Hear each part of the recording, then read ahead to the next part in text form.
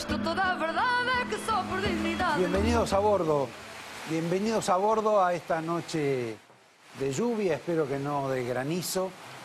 Y para empezar, vamos a un recuerdo de hace exactamente un mes, cuando les notifiqué que iban a ser detenidos el señor Schiavi y el empresario Serigliano. Parte de la consecuencia judicial de la tragedia de Once. En ese momento se lo anticipamos.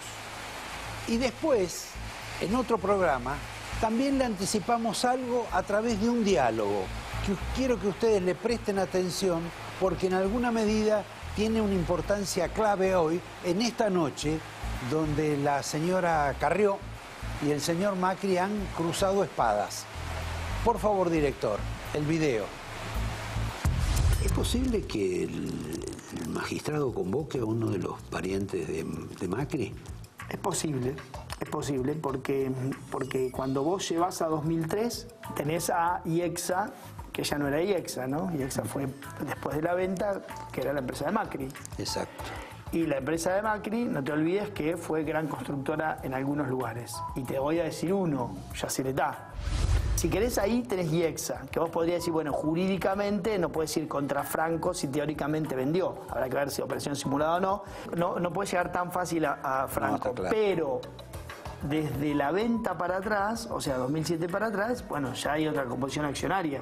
Por lo tanto, podés ir contra quienes eran socios, directores y demás. O sea que el apellido está en riesgo. El apellido puede llegar a estar nombrado en otra parte, ¿no? El dato indica que hay una preocupación importante dentro del gobierno por los avances en las causas judiciales.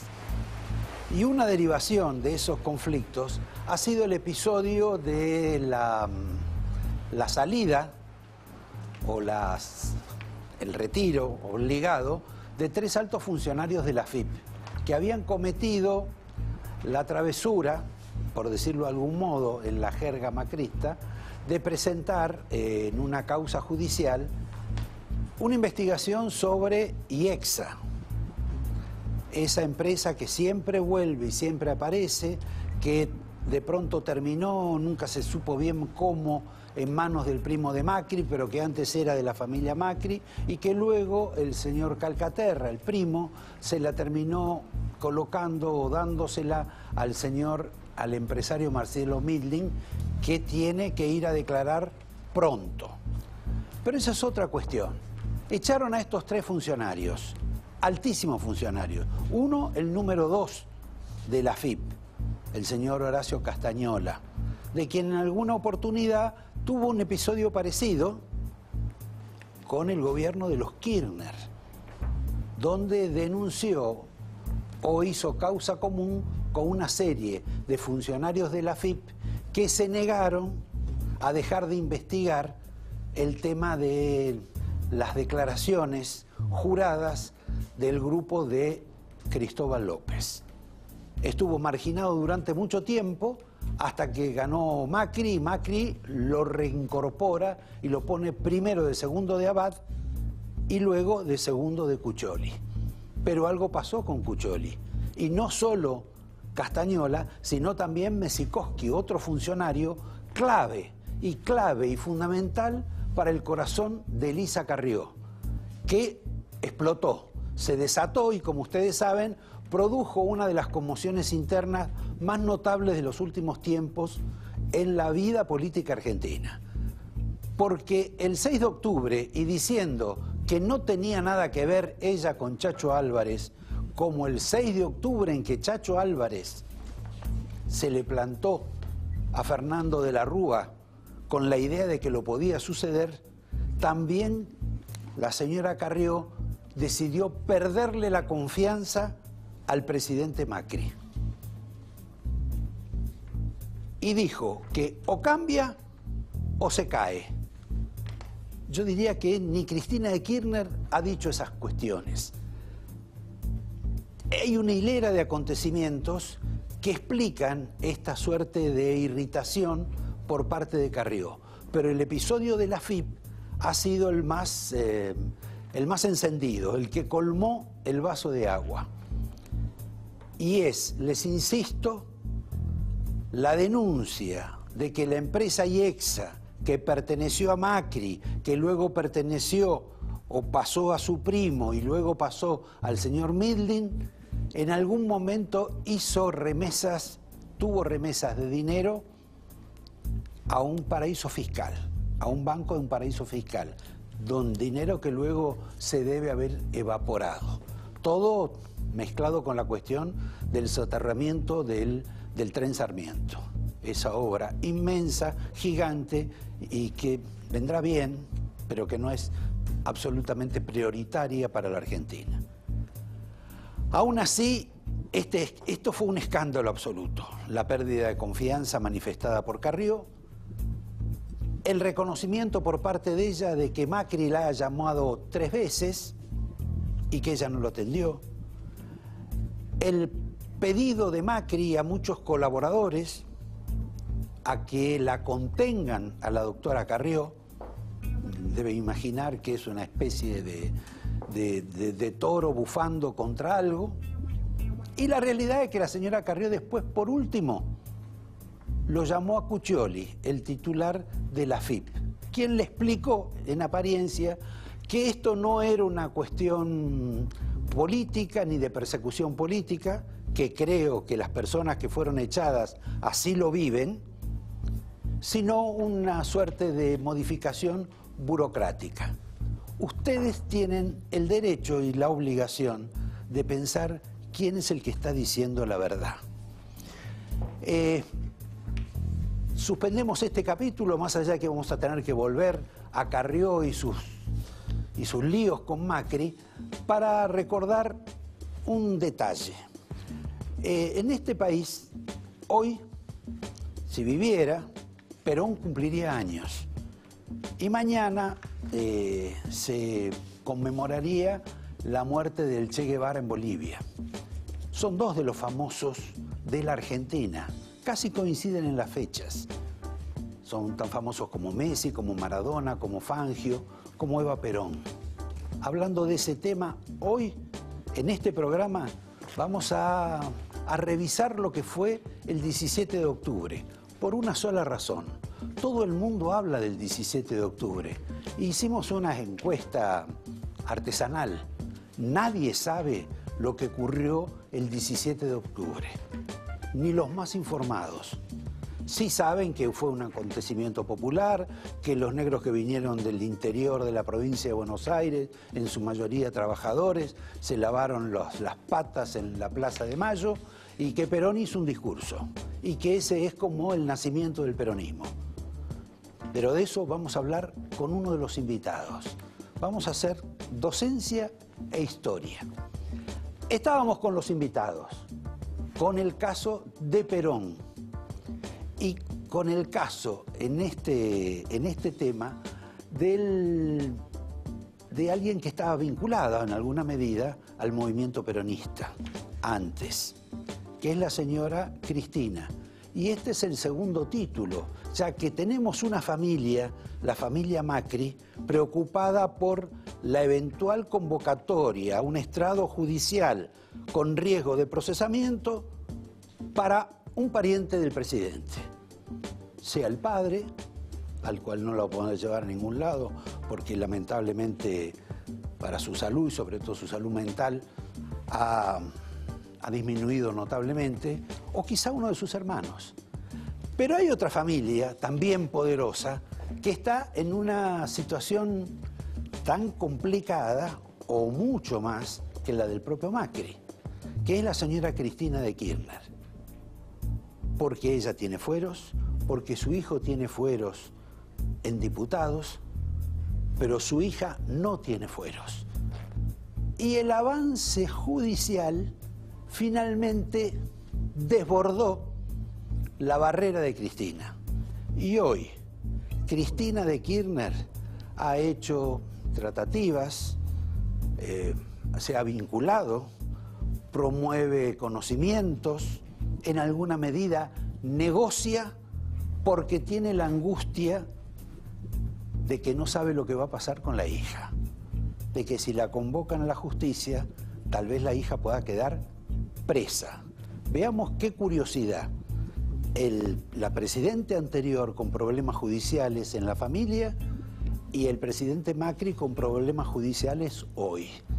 Ellos son parte de ese club de la gente que no vio nada en la Argentina. Es un club bastante importante, con gente notoria, porque la presidenta, por ejemplo, no sabía en apariencia lo que hacía su marido.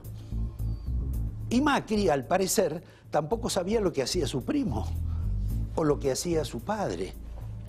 Y la lista la podemos incrementar. Vimos una declaración de hace poco de un empresario, Roca, que dijo que no sabía que su subalterno le pagaba o le autorizaba el pago de coimas a otro subalterno. O la gente de la Cámpora, que dice que ellos no vieron nunca nada en el gobierno de Cristina. Cuando digo nunca nada, es nunca nada raro, que no vieron ningún dolo.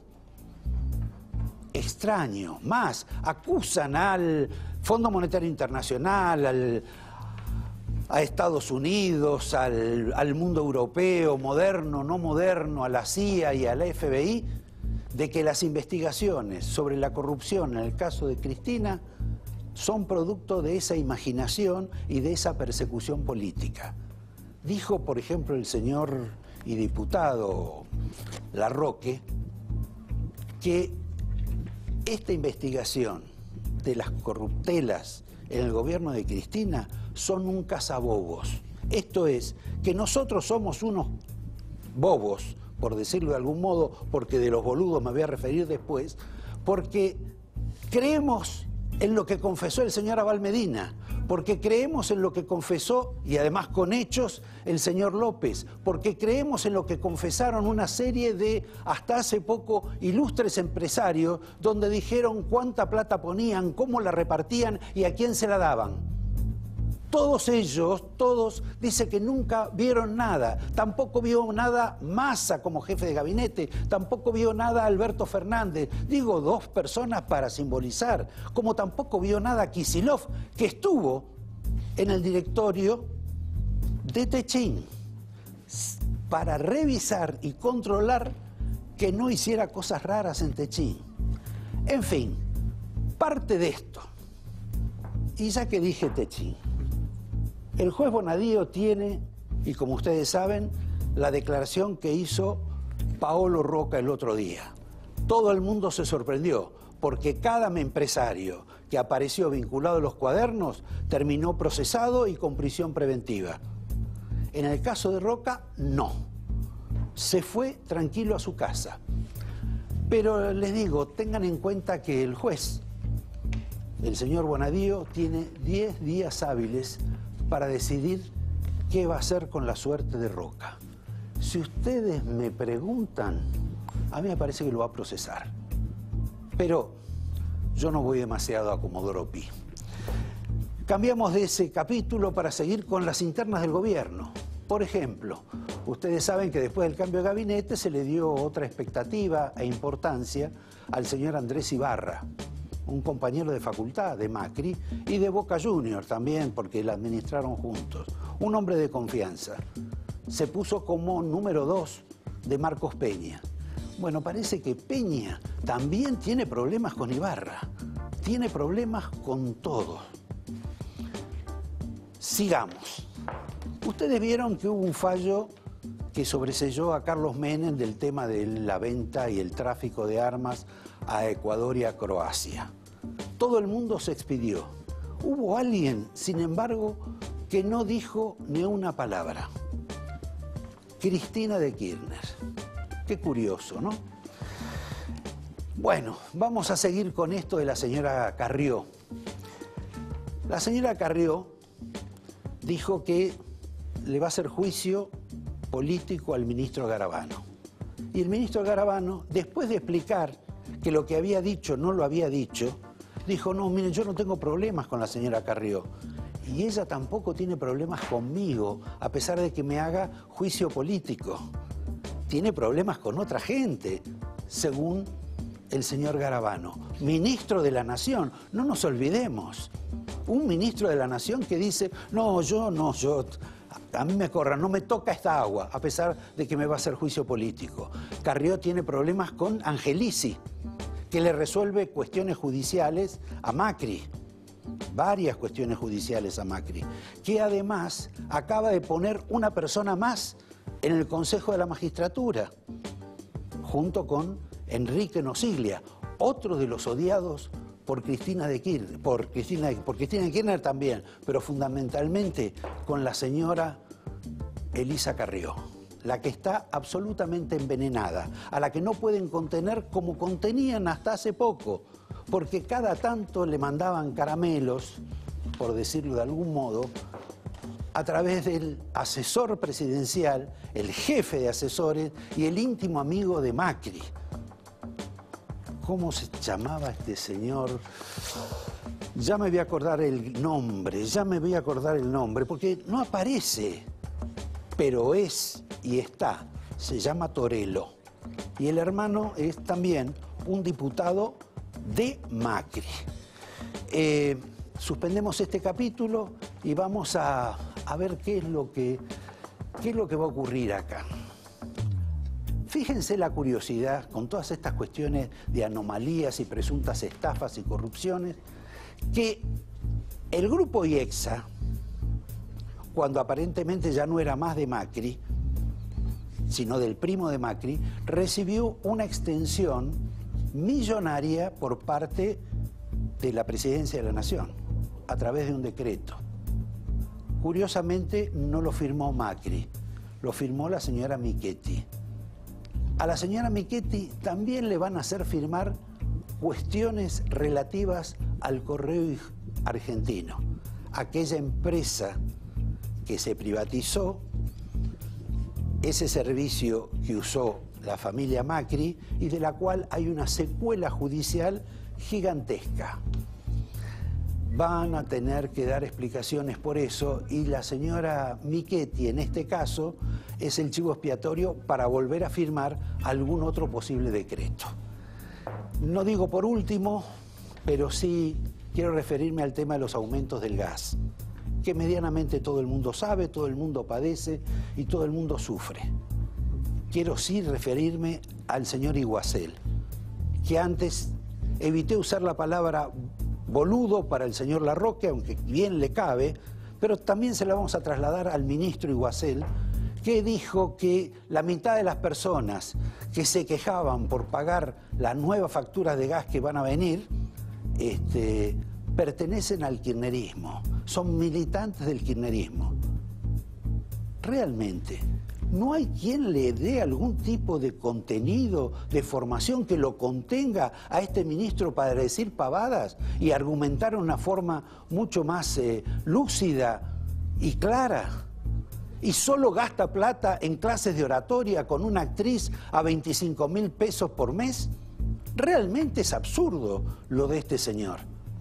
Y es absurdo todo esto que hay con relación al incremento de las tarifas del gas, que como les recuerdo, el fiscal Marijuán dijo que no es legal que puedan aumentarla, también con un criterio que vaya uno a saber cuál es, porque nadie lo conoce realmente. Me parece que el señor Iguacel, a pesar de las aclaraciones que hizo hoy, que no fueron tampoco demasiado felices, realmente no sé si tiene corta vida, porque a Macri le cuesta encontrar ya sucesores en cualquier área, inclusive porque él lo que hace es meterse en su cuarto, cerrar la puerta con llave y tratar de no escuchar nada de lo que ocurre afuera. Una forma quizá de que las cuestiones se resuelvan bajo ese criterio futbolístico de que todo pasa, y no todo pasa. Por último, para presentar antes a los tres invitados que tenemos esta noche, me voy a referir al caso Bolsonaro, que ganó en la elección de ayer, que seguramente va a ganar en la segunda vuelta y que representa para la Argentina una complicación, porque el triunfo de Bolsonaro es una noticia fantástica para el Departamento de Estado de los Estados Unidos. Tan importante que la familia de Bolsonaro, sus hijos y él mismo están en una confrontación directa con Venezuela. Me parece que Trump va a cambiar de niños mimados. No va a ser tan niño mimado Macri, y sí, seguramente el próximo niño mimado en este sur sea Bolsonaro. Tenemos para hablar bastante sobre el caso Bolsonaro, que ganó sin la televisión, cuando todo el mundo decía que si no tenés televisión no podés ser ni siquiera candidato, y ganó casi con el 50% de los votos, sin televisión y con poca publicidad, enfrentándose a todas las minorías de Brasil, teniendo el apoyo de los militares. En fin, es un caso. Esta noche vamos a tener la excusa del próximo 17 de octubre, la semana próxima, donde va a haber varios acontecimientos conmemorativos de esa fecha. Fecha que todo el mundo repite, sobre todo los peronistas, y que realmente no saben o ignoran qué ocurrió en ese momento. Entonces invitamos a alguien que, si bien no estuvo, sí nos puede aportar alguna información y nos puede hacer docencia sobre ese episodio tan importante en la Argentina, que todavía ahora es una excusa para hacer actos políticos, no para lo que pasó, sino para lo actual. Creo que por el peronismo hay no menos de 3 o 4 actos el próximo miércoles. No este miércoles, sino el otro.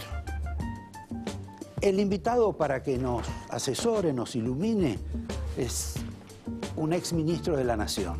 Alguien al que le han atribuido o lo han ponderado en forma notable. Hay una cantidad enorme de exégetas. Y también hay unos cuantos críticos, pero no vamos a hablar de eso. El invitado es el exministro Carlos Corach. Después vamos a tener a Rodolfo Santangelo, un economista que todos conocemos, un hombre con pensamiento propio, duro, directo y además socio de Melconian. No sé si tendrá las dificultades que tiene Melconian, que a pesar de ser invitado a ser ministro de Economía por parte de Macri, Macri lo tiene entre ceja y ceja. Quizá porque le dijo que no. Lo vamos a tratar de averiguar en este programa. Y por último, a el señor Ceferino Reato, alguien que investigó muchas cuestiones de los Kirchner, tantas que ahora es un hombre que unifica dos pensamientos: la crítica a los Kirchner y la crítica a este gobierno. Con él vamos a hablar de esta serie de episodios notables que están ocurriendo hoy en la Argentina, y especialmente sobre el caso de la furibunda Carrió, alguien que es furibunda hasta con su propio espejo. En un minuto empezamos con Carlos Corach. Mañana voy a comer con él.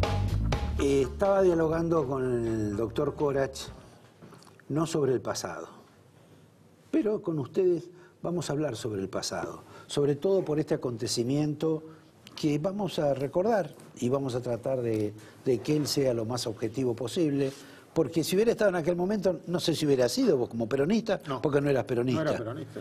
O sea que era un gorila característico. Tenía 10 años, tampoco no era nada. Bueno, pero gorila eras a los 17, 18. Sí, a los 15 y a los 14 también. Bueno, por eso, como verán, no es tan difícil armar algo ecuánime con este hombre. Para que ustedes tengan una idea del recuerdo, que no solo son las patas en la fuente, vamos a recordar un minuto nomás de lo que fue ese episodio y ese acto que le cambió la vida a Perón y cambió la vida de la Argentina. Muchas veces he asistido a reuniones de trabajadores. Siempre he sentido una enorme satisfacción, pero desde hoy sentiré un verdadero orgullo de argentino, porque interpreto este movimiento colectivo como el renacimiento de una conciencia de los trabajadores, que es lo único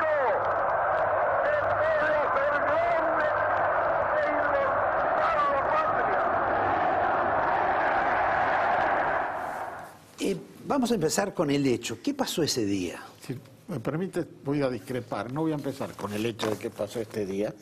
Me voy a ¿Querés revelar. sentarte en este lugar también? Sí, me voy a revelar. Ah, bueno.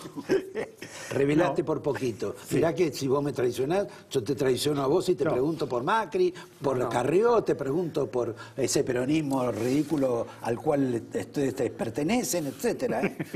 No, lo que yo quería hablar dos palabras. Yo creo que la encuesta que tú hiciste sobre lo que se conoce es cierta. Nadie sabe qué es y es un hecho icónico en la historia argentina. Exacto. Y yo quería decir dos palabras divididas en tres capítulos, digamos, para arribar al hecho. Primero, ¿cómo se genera la revolución del 43? Por la descomposición del aparato político del régimen nacido en 1930. Digamos, el golpe de facto Exacto. del 30 y después del El 43. golpe de facto del 43. La descomposición del régimen político nacido en 1930 se visualiza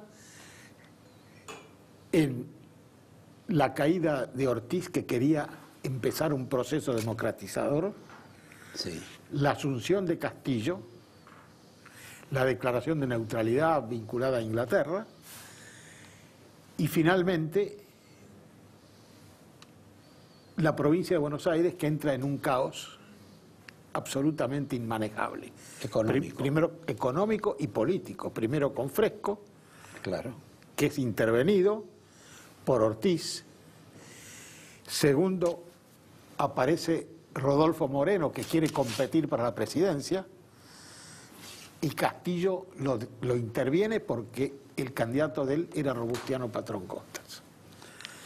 Y ahí se genera un proceso irrevocable de fraude que iba a llevar a la presidencia otra vez a través del fraude.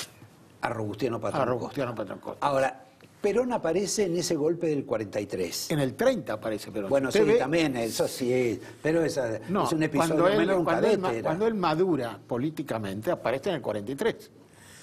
Y aparece en el 43 nada menos como secretario de Trabajo y Previsión, vicepresidente de la Nación y ministro de Guerra. Y creo que era también presidente del Consejo del Plan de Posguerra. Ahora, él se consagra en el tema a lo que fue la Secretaría del de Trabajo. y Previsión. Él inicia desde la Secretaría de Trabajo y Previsión una espectacular raid legislativo favoreciendo a lo que él se vincula, que son los trabajadores y las organizaciones sindicales. Concretamente a favor de los sindicatos. De los sindicatos y de los trabajadores. ¿En qué? Bueno, aguinaldo, vacaciones pagas, extensión de la indemnización por despido, ley de alquileres, tribunales del trabajo, previsión social, Muchas ideas recogidas de Alfredo Palacio. algunas, no Algunas, muchas, pero bueno. Registro de asociaciones profesionales, etc. Esto genera en el establishment económico de aquel momento una reacción muy poderosa. Contraria. Contraria, una reacción contraria muy poderosa. Y se inicia una reacción política de los restos del régimen en descomposición que eclosiona después del golpe del 43 en la famosa Marcha de la Libertad y la Democracia, que van desde Callao a Plaza Francia, en septiembre de 1945, Con la intención de pidiendo al poner a la gobierno corte. Exacto, bien. pidiendo que el gobierno se entregue a la Corte. Ahora, a Perón en ese momento lo ponen preso, los propios militares. Ese mismo día o el día siguiente, Perón es destituido de la Secretaría de Trabajo y Previsión. La marcha fue una marcha muy importante. Muy importante, donde... Bueno, parece que en aquella época a la gente le encantaba salir a la calle Sí, a vociferar y gritar. Sí, esa marcha, sobre todo por la clase social que la integró, era importantísima. Hasta el punto que el gobierno militar emergente del 43 empieza a titubear. Lo destituyen a Perón, el 11 de octubre lo destituyen a Perón y al día siguiente Perón habla a la gente en la calle de el entonces Consejo Deliberante, donde estaba radicada la Secretaría de Trabajo. Digamos, un saludo de despedida. No, Bueno, un discurso de grande, 45 minutos, donde Perón enumera todo un plan de gobierno y un plan de lo que él podía hacer. Ahí encana a Martín García. Ahí directamente, el 12, se produce una manifestación opositora también en Plaza San Martín contra los militares frente al, ¿cómo se llama? Bueno, en Plaza hotel San... militar, ese que está ahí. Que bueno, que no es un... No es hay una parte que es un hotel, sí. el centro militar. Ahí los militares son abucheados por esa multitud de gente bien vestida, etc. Que integra la marcha. Convoca a la Unión Cívica Radical, el Partido Demócrata Nacional, el Partido Socialista y el Partido Comunista. Bueno, pero el Partido Comunista y el Partido Socialista en esa época estaban en contra del Perón, que le daba cada vez más poder, más ventaja... a los sindicatos. A los sindicatos. Totalmente. ¿Qué misterio? ¿Qué misterio? Ningún misterio, fue así, siguió siendo así. No, pero perdón, por alguna razón tenía que haber, era porque pensaban que Perón era un nazi, ¿o no? No, bueno, todavía estábamos en el clima de la Segunda Guerra. Yo creo que ese era un pretexto, en realidad, porque incluso los nacionalistas después rompen con Perón en una etapa, porque Perón es el que impulsa la ruptura con el eje en un momento dado. Porque en realidad la neutralidad argentina es la época de los conservadores, la época de Castillo, no del 43 en adelante. Claro. Es anterior al 43. En ese momento el gobierno le encarga al Procurador General de la Suprema Corte de Justicia de la Nación, doctor Álvarez, la formación de un gabinete para reemplazar al gabinete del gobierno del 43. En el que estaba Perón. En el que estaba Perón, que estaba destituido ya. Y ya preso en la isla Perón es Martín detenido en ese momento, conducido a Martín García por orden de Ábalos y de Farrell, que Farrell tenía una actitud dudosa, y de ahí Perón en ese momento cree terminada su vida política.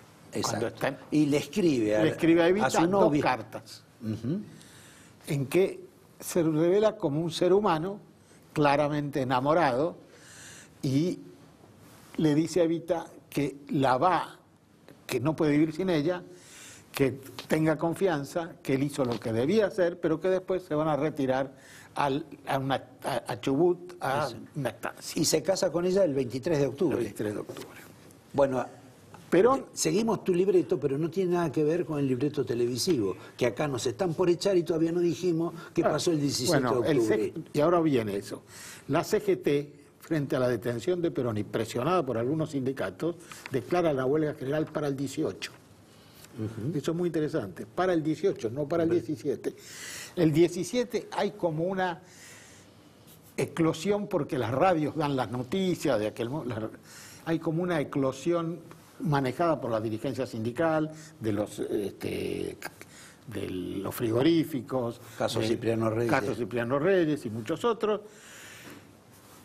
La gente empieza a llegar, quieren cruzar el riachuelo, lo cruzan en barcas, porque la policía levanta los puentes del riachuelo. La policía estaba con Perón. La policía de menor jerarquía, no los jefes.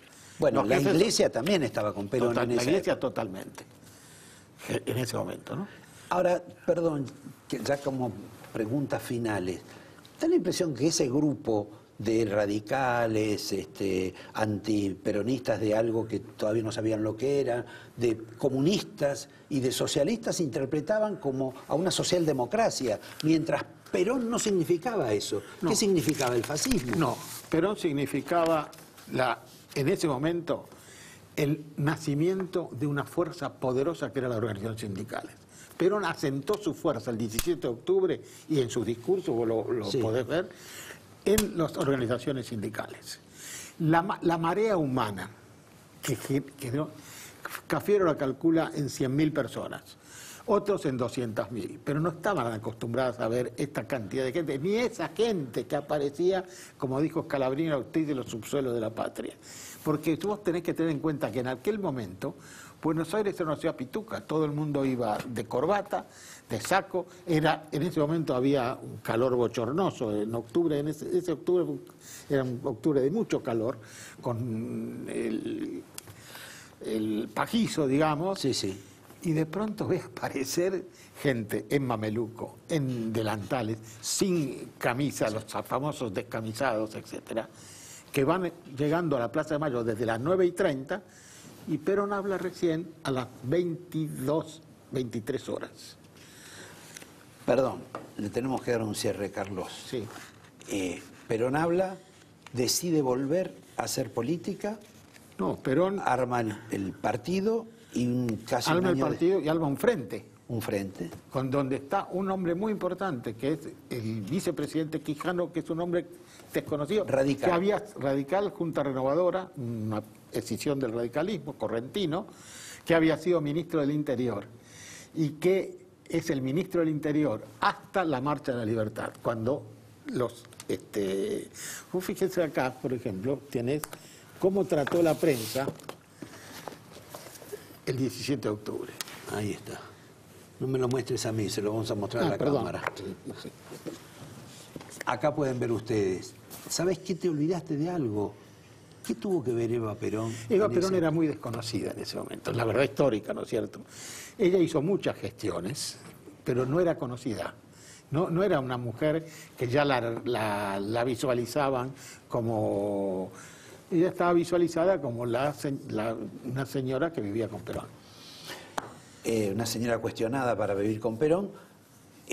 Perón después, cuando es presidente, y ya estoy preparándote el vino para regalarte, ¿le da el gusto a los sindicalistas? ¿Los incorpora? ¿Cómo? Totalmente. Fíjate vos que los dos ministerios más importantes después del triunfo de Perón, en febrero del 46, se lo da a dos sindicalistas. El Ministerio de Relaciones Exteriores, a Atilio Gramuglia, y el Ministerio del Interior, a Borlenghi, que era ya de antes secretario de la Federación de Comercio, que había sido el autor de la ley de despido, que después se extiende a todo la gente de relación de dependencia. Bueno, te agradezco, lamento cortar esta página de historia. Espero que haya sido ilustrativa No, para te quiero ustedes. decir una sola cosa. Sí. Los cánticos de la gente de aquel momento, que son Bueno. divertidos. A ver, dale. Dice, yo te daré, Pacha Hermosa, una cosa que empieza con P. Perón. Sin bombacha y sin calzón somos todas de Perón. Después, sin Ya era galera... la revolución Sí, cultural. cultural. Sin galera y sin bastón somos los muchachos de Perón. Vea qué cosa más bonita, venimos a la plaza a lavarnos las patitas. Muy bien. Nota de color, doctor. Señor, le agradezco, le doy el vino, le doy el marcador de la casa y supongo que usted habrá traído algo para obsequiar perdón. a la gente que nos ha estado viendo o soportando. Ya no sé cómo. Soportando. Soportando. A mí soportando. Bueno, este es el libro que escribí yo hace un tiempo. Ah, bueno, ¿Lo tienes? un libro de Corach, Y esto, Reflexiones después de la derrota. Que no fue de Perón la derrota. Supongo que la derrota. nuestra, en el que la 2015. de Cristina. la de Scioli. Ah, la de Scioli. Bueno, acá tienen un comprometido mensaje de Corach, que el próximo 17, en algún lado de las festividades, seguramente va a estar. Sí. Los invito, después de despedirlo acá a nuestro invitado, a otro invitado, a Rodolfo Santangelo, alguien que nos va a hundir en las aguas del riachuelo, que antes la gente la podía cruzar, porque no estaba contaminado. Ahora ni siquiera se puede acercar a 10 cuadras. En un minuto, Santangelo. Gracias. Gracias, Carlos.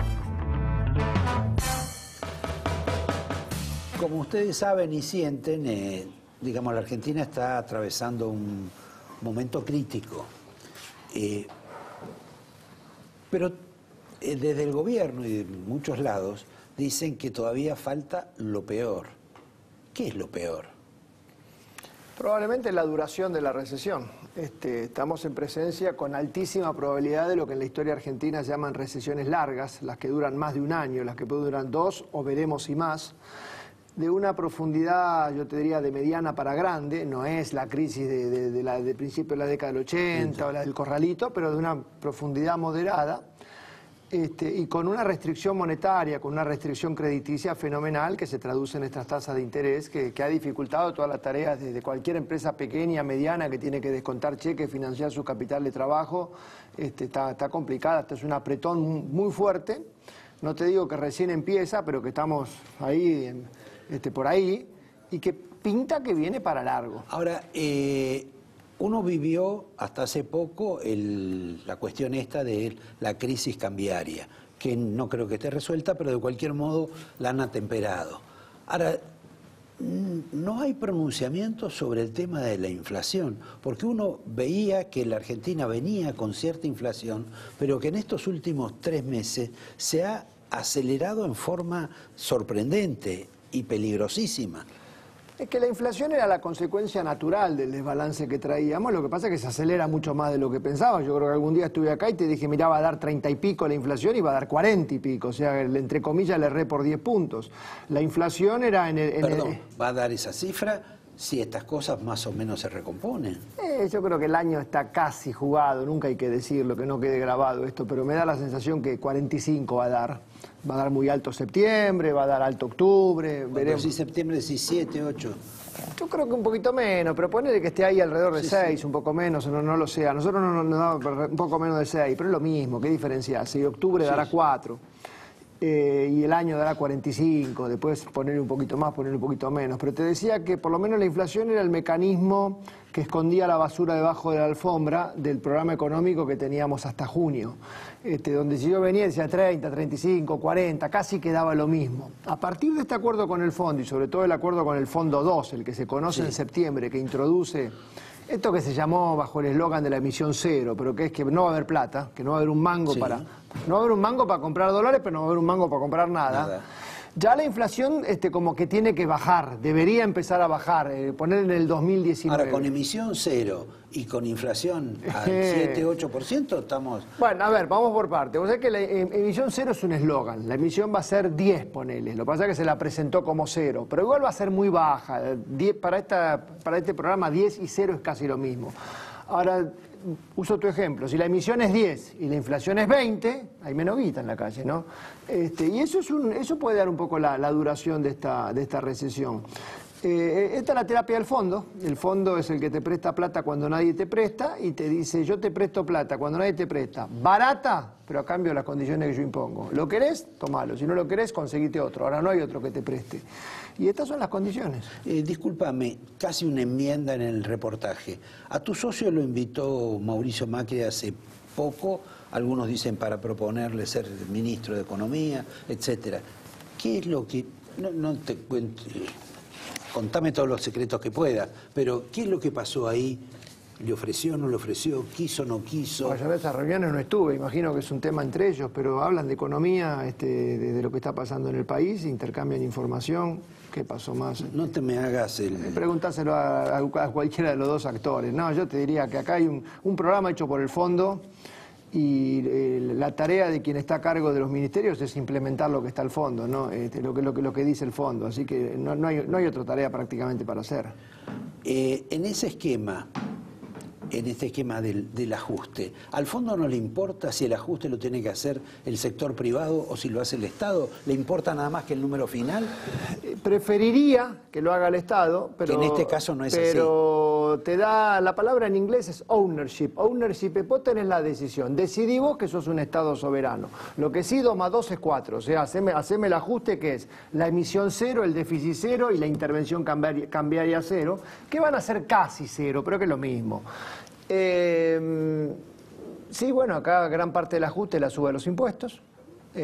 Una parte del ajuste es la caída del salario real del sector público, otra parte del ajuste es que se para la obra pública, otra parte es ver qué aceptan los gobernadores que le transfieras. En realidad también las provincias van a pagar más este déficit cero que el propio gobierno nacional. Claro, es que en vez de bajar el subsidio al transporte porque no se quiere subir el precio del boleto, porque sabés que ya hoy transportar un pasajero de colectivo vale 30 y pico de pesos y recién este mes va a valer 14, o sea que el Estado se hace cargo de casi 20 o por ahí, más de 20. Entonces, como no quiero subir el boleto y no lo quiero pagar yo, págalo vos. Ahora, qué sé yo, te suponte que le decís a tu mujer, Mira, no podemos pagar la factura de luz, porque no la pagás vos, pensando que va a comprarse menos ropa. El riesgo dentro de 3 meses... Bueno, se tiene que ganar la vida afuera. Claro, el riesgo dentro de 3 meses es que venga los gobernadores y te digan, no pude pagar la tarifa, pagala vos o nos cortan. Entonces quiero decir, esta metodología que se tiene que negociar en el presupuesto, que tienen que poner el gancho, que se tienen que comprometer, es un tema que todavía no está decidido, y donde es muy importante el presupuesto, que se sancionará en diciembre o veremos cuándo, y después el cumplimiento del presupuesto. En materia de ese cumplimiento, por ejemplo, en la cuestión fiscal, hay una corrección en el tema de la tarifa de gas, que para muchos es un señor que tiene una zapatería, te vendió un par de zapatillas a 500, y 3 días más tarde viene, te golpea la puerta y te dice, aparte de los 500 que me diste, me tenés que dar 100 más porque sube el dólar. ¿Esto es así? Sí, no. Acá hay vos sabés que en casa hay una única compañía por cada consumidor, que son las compañías distribuidoras. Hay varios productores, el Estado está en el medio, el que fijó las reglas de juego es el Estado. El Estado dijo la tarifa de gas está dolarizada, tanto $5 por unidad, estaba el dólar a 20. Ahora, vos sabés que medio queda disconforme las dos partes, porque al productor de gas, al que extrae gas, se le dice, no te voy a dar $5, te voy a dar $4, pero es ahora a 38. 4 por 38 es más que 5 por 20. Alguien tiene que pagarlo. ¿Quién lo paga? ¿Vos, compañía distribuidora? No, yo no tengo nada que ver. ¿Vos, Estado? No, yo no tengo plata. Entonces queda en el consumidor. Mucha magia no hay en estas cosas. Tenemos un contrato, la macroeconomía armó este despelote, y alguien lo tiene que pagar. Ahora, esta macroeconomía, si por ejemplo Estados Unidos, que parece que va a hacerlo, sigue aumentando la tasa de interés, va a prolongar mucho más la recesión en la Argentina. Sí, pero yo te diría, estamos todavía, así como esto fue, va a seguir siendo 95% dependiente de las cosas nuestras. O sea, el mundo no es ni lo que te hunde ni lo que te salva. Tendría que venir una gran catástrofe. O sea, que todo lo que en alguna medida dijo el gobierno, de lo que pasa que nos invadieron los orangutanes de afuera, es relativamente falso. Relativamente. Bueno, ya me contestaste. Este nuevo esquema supone por lo menos un par de cuestiones. Una, la vuelta a lo que se llama la bicicleta o el carry trade. Ahora, eso siempre terminó mal, y una vuelta a lo que se llamó la tablita. Sí, pero esta vez un poquito menos. Yo te diría que acá el objetivo es, primero, que los argentinos dejen de ahorrar en dólares, porque ese es un deporte que no ha cesado ni en los últimos 50 años ni en los últimos 3. Hay muchos argentinos, más de 1 millón de personas, no sé si son siempre los mismos, pero 1 millón por mes, que estaban comprando 2.000 y pico millones de dólares por mes para ahorrar, para atesorar. Claro, bueno, quieren estar protegidos. Que en el mes pico fue 4.000 y que después bajó a 3.000 y que ahora está bajando a 2.000. El primer objetivo es, argentinos no ahorren más en dólares. Una pulseada fenomenal, imagínate, convencer a los que pueden que no ahorren más en dólares. Pero eso es parecido a lo que decía Sturzenegger cuando asumió, que dijo que los argentinos no íbamos más a usar dinero físico. Sí, pero ahora viene una diferencia, que Sturzenegger emitía moneda diciendo que como había meta de inflación no pasaba nada y le daba la matraca, y ahora le dijeron emisión casi cero. Entonces, más que no vas a comprar dólares porque no querés, no vas a comprar dólares porque no tenés pesos o porque con los pesos a 40 te alcanza para menos. Y del otro lado, también conflictivo y donde pagan justos por pecadores, si endeudarte en pesos te es muy caro, vende los dólares que encanutaste, desencanutá. Ahora, si sos una pyme que tenés dólares, los vendés, y si no tenés dólares, tenés un problemita. La pasás mal. La pasás mal. Tenés que ir a tu proveedora que te descuente el cheque a no sé cuánto, a ver quién te financia, a malvender la mercadería, a un conjunto, que eso es la consecuencia de la recesión, la causa de la recesión que tenemos. Ahora, dure lo que dure la recesión y suponiendo que no va a ocurrir nada en la Argentina y que todo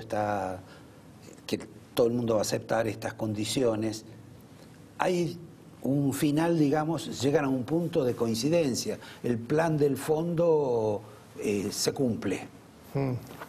¿Eso qué te habilita? ¿A tomar más deuda en el sector privado? En algún momento a volver a los mercados de capitales. En primer lugar, ¿sabes para qué? Para devolverle la plata al fondo. Porque el fondo lo primero que quiere es que lo que nos prestó algún día se lo devolvamos.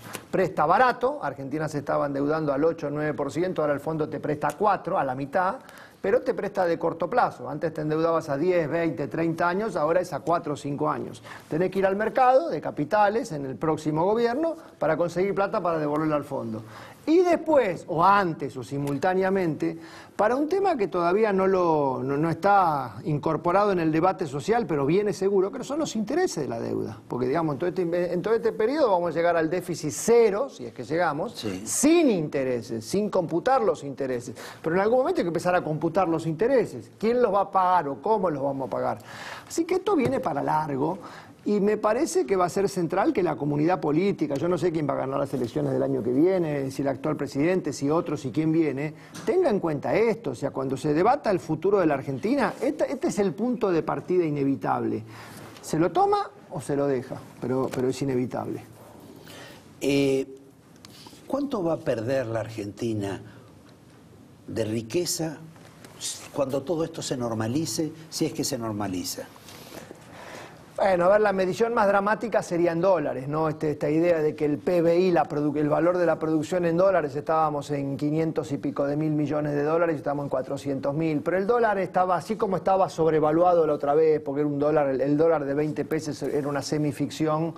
Yo creo que en términos de crecimiento económico, y vamos a tener 2018, 2019, como que vamos a perder 4 o 5 años, ver si en el 2023, 22, 24, habría que hacer las cuentas, podemos volver a donde creíamos que íbamos a estar. Son 3, 4 o 5 años en el mejor de los casos, de la parte horizontal de la letra L. Y cuando, ¿no? suponiendo que se vaya, por lo menos cesa este mandato de Mauricio Macri, cuando cesa ese mandato, más allá si él mismo se renueva o no, el actual, los índices van a ser peores que los que dejó Cristina. Algunos, el crecimiento económico va a ser muy parecido, que es malo, en la inflación va a ser, tengo que hacer la cuenta, depende de qué año que viene, pero ponerle muy parecido, se va a haber progresado en materia fiscal, se va a haber progresado en las tarifas públicas, un mejor tipo de cambio, un salario más bajo, un desempleo más alto, así que ahí va a haber un poco de todo, va a haber algunas donde espero que en la situación fiscal se haya progresado, porque era un desastre lo que se recibió, va a haber caído el salario real. Vamos a seguir teniendo este sistema previsional quebrado, se va a haber avanzado en sincerar las tarifas públicas, es una mezcla de cosas. Lo que sí no era lo que se esperaba, ¿no? Pregunta final.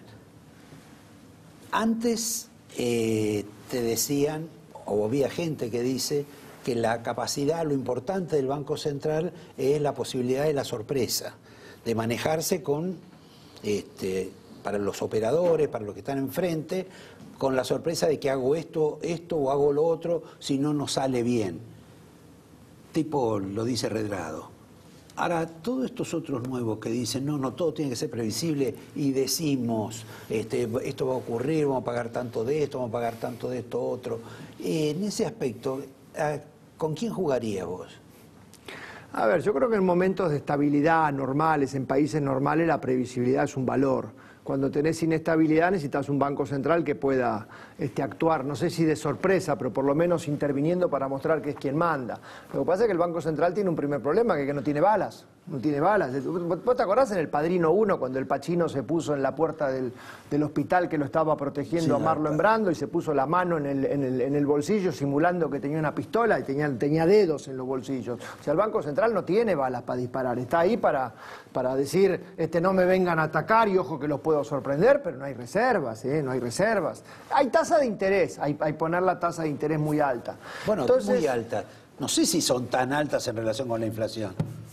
Son altísimas, sí, ponele que si te dije que teníamos 45% de inflación y las tasas de interés son 60, 70, 80, bueno, ¿cuánto? Pero antes ¿cuánto pagabas también? No, bueno, pero es que digamos, el problema se originó antes, pero claramente las tasas de interés son astronómicamente altas. Sí. Donde paradójicamente el que más se endeuda en pesos es el propio gobierno, tanto el Tesoro como el Banco Central, pero la pyme que ya tenía crédito, porque el problema son los barquinazos, por eso, a ver, el año pasado te acuerdas que había crédito para todos, sí. Había crédito, de todo, y ahora pasamos a cero crédito. Lo normal sería que ni hubiera crecido tanto el año pasado, creció 50% el crédito al sector privado el año pasado en pesos, y este año va a dar menos de 10. Las políticas económicas más parejas, más predecibles son las que mejor funcionan, pero vienen estos barquinazos y viene esa pregunta que me haces vos. Y cuando vienen los barquinazos a veces los barcos vuelcan. Algunos sí, otros no, depende también cómo esté el mar. Son escenarios. El fondo viene justamente a sostener. Llamás al fondo como quien llama a Caruso Lombardi, para salvarte del descenso y que no se te dé vuelta el barco. Bueno, te agradezco, te doy el vino de la casa, te doy el marcador para tus Yo libros. te traje el documento que elaboraron los profesionales del estudio sobre el acuerdo con el fondo, que es lo que estamos viendo en estos últimos meses. Creo que es bastante útil para el que le interesa el seguimiento de la macroeconomía argentina. Bueno, está para ustedes acá. Te agradezco, Rodolfo, y a ustedes les propongo que conversemos ahora con Ceferino Reato, con una pregunta que no le pude hacer a Santangelo porque se nos va el tiempo, es si antes había preocupación en el mundo externo porque Macri no se podía presentar o no se podía reelegir y tenían miedo de que viniera Cristina. Ahora, ¿cuál debe ser la preocupación por el episodio escandaloso que ha generado la doctora Carrió y seguramente por alguna razón también Mauricio Macri? En un minuto con Reato. Gracias. Acá en esta última parte del programa, Ceferino nos va a incendiar el programa porque va a hablar sobre Carrió. Porque la pregunta que yo no le pude hacer a Santangelo es, los inversores estaban preocupadísimos por si ganaba Cristina el año que viene. Pero bueno, fue Macri y dijo, no se preocupen, yo voy y voy a ganar, así que está todo bien. Pero ahora cuando ven lo que pasa en la interna, donde la señora Carrió le dice que no le tiene confianza al presidente de la Nación, su socia, deben pensar que no sabe si esto sigue y además, si ella no le tiene confianza, ¿por qué ellos le van a tener confianza para poner plata en la Argentina? Claro, uno de los valores más importantes del gobierno es la transparencia, por lo menos en el relato macrista es más honesto que el kirchnerismo, cosa que no es tan difícil de serlo, pero es un mérito, es un mérito. Y yo creo que la guardiana de ese capital es Carrió. Pero Carrió va y viene con esto, el presidente a veces le parece Mauricio y lo banca, pero cuando le aparece Macri no lo banca, entonces está ahí. Me parece de todos modos que es un increyendo peligroso para despertar, para la confianza que el gobierno sí despierta en el exterior, entre los inversores y demás. Bueno, ella dijo, o hace el cambio, que nadie sabe cuál es el cambio, por lo menos no está manifestado, o cae. Cae. Parecía Delía, ¿no? Sí. Delía con bolleras, pero es peor que si lo dijera Delía, porque lo dice la gran aliada de Mauricio Macri. Yo creo que ella le da como un certificado ético al gobierno. Ahora, ¿ella qué quiere? ¿Qué quiere? Yo creo que es difícil, porque al mismo tiempo no es que diga, quiero para mí o para mi gente el Ministerio de Justicia o la AFIP. No dice eso, porque ella la gestión no le interesa ser fiscal de la Nación. No quiere, aparentemente, el tema de la AFIP. Ahí tenía 3 funcionarios que a ella le merecían mucha confianza y lo han le daban desplazado. información. Le daban información, pero además ha vinculado eso con un presunto intento de ocultar cuestiones referidas a IEXA. No, perdón, son los 3 que presentaron una denuncia diciendo que IEXA había hecho remesas de dinero negro de la propia empresa, seguramente para pagar coimas. Esto es así de clarito, no hay discusión. Claro, y ella se lo sacan, que son 3 funcionarios de su confianza, y la dejan mal parada, porque si ella tiene un capital es ese. Pero viene con otros episodios. Bueno, no le debe haber gustado el tema del incremento para inteligencia bastante sustancial que le ha puesto Macri en el presupuesto. Hay muchas cosas que no le gustan, muchas cosas que no le gustan, y uno diría, si fuera una persona dispuesta a poner dinero en la Argentina, bueno, no lo pongo por mucho, lo pongo sí, pero sabiendo que la fiesta puede terminar rápido y me quedo cerca de la puerta. Es muy difícil pensar que esto pueda convencer a un inversor a hundir dinero, dólares en la Argentina. Porque creo que es muy duro lo que ha dicho, eso de que me elige a mí o cae. Cae es feo en la Argentina, cae no terminar su mandato. Y eso me parece que también es peligroso no solo para el gobierno, sino para el país, ¿no? ¿Vos ves procesado a un miembro de la familia Macri? Y bueno, ahora va a tener que serlo, porque ya Calcaterra es todavía un miembro de la familia Macri. Yo estoy diciendo apellido Macri. Ah, apellido Macri. Yo creo que va a ser muy difícil. Además, creo que el juez Bonadío, por ejemplo, en la causa de los Cuadernos, no quiere ir hacia ahí, porque tenía toda una vía que era la declaración de Uberti, donde dice que él juntaba coimas para debido de los concesionarios de los corredores viales entre el 2003 y el 2007. ¿Y con eso vos crees que él se satisface? Sí, yo creo que, me parece que el presidente es Macri, es un Macri, y es una cuestión que los jueces federales no van a ir hacia ese sector, porque me parece que los jueces federales tienen un olfato finísimo de la política y saben que eso debería ser un territorio prohibido. Y en el caso de la familia Kirchner, ¿ves procesada, por ejemplo, a Florencia Kirchner? Yo creo que la presión es que sea así, digamos, es la presión de Carrió. Otro sector más político, Macri, pero también Durán Barba, Peña, piensan que es mejor dejarla correr a Cristina, desplumarla de a poco para que se vuelva a ser la gran rival de Mauricio Macri. Un poco repetir lo que pasó en Brasil, que mucho del voto de Bolsonaro se explica por la rabia contra el PT. Entonces acá la rabia por la corrupción. Y por la corrupción. Que da la impresión que los brasileños tienen un concepto moral superior al de los argentinos, porque acá los encuestadores te dicen que la corrupción no es un tema que les preocupe a los argentinos. En Brasil ha sido importante, tan importante que casi saca el 50% un señor que, digamos, tiene experiencia política porque ha sido como 30 años legislador, pero de cualquier modo nadie lo imaginaba capaz de armar un movimiento de esas características. Para nada, y él además, si le preguntás de economía, él lo dice, y lo ha dicho, y lo dice siempre: yo no sé nada de economía. Y si tiene que resolver, bueno, voy y le pregunto a Pablo Guedes, que va a ser el superministro, si es que gana, de economía, un liberal clásico. Es decir, él no sabe nada de esto, pero sí dice: yo en 27 años nunca me encontraron, porque además nunca cometí un acto de corrupción, y cuando Odebrecht me tentó para bancar la candidatura a gobernador, le dije que no. Ese es su activo principal, y él siempre habla de personas honestas. Incluso ayer, después de las urnas, él dijo: esta gente deshonesta no puede volver al Palacio de Planalto, al gobierno federal. Eso unido a que es políticamente incorrecto total. O sea, él reivindica la dictadura brasileña. O no. O no. Respecto de los medios, porque los medios en Brasil, por lo menos yo creo que acá también, se prenden mucho en lo políticamente correcto. Pues encontraron en Brasil un tipo que va en contra de lo políticamente correcto y ganó. No es el candidato de la Globo, como algunos están diciendo. No, la Globo se plegó en los últimos 10 días porque si ganaba el PT venía la partición de la Globo en 5 pedazos. Pero no lo quieren.